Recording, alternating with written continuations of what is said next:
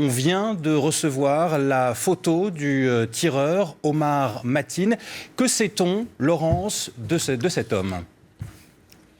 Bien écoutez, on en sait un peu plus parce qu'il y a quelques instants à peine, son ancienne épouse a parlé à nos confrères du Washington Post en décrivant Mateen comme quelqu'un de violent, qui n'était mentalement pas stable et qui visiblement la battait lorsqu'elle était mariée avec lui. Alors selon son ex-épouse qui parle sous couvert d'anonymat à nos confrères de la presse écrite, Mateen venait d'Afghanistan, il avait des origines afghanes mais il était né à New York, il aurait vécu à New York où il aurait rencontré sur internet cette jeune femme, il se serait pris souvent en photo pour mettre ses photos sur les réseaux sociaux.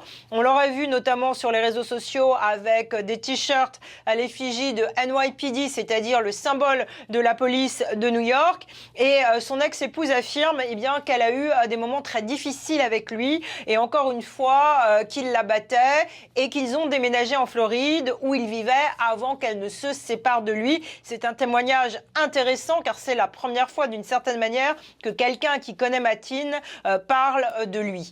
Elle ajoute à l'instant, il ressemblait à un être humain normal, il n'était pas très religieux et il allait souvent à la gym pour faire du sport. Fin de citation. En tout cas, elle précise qu'il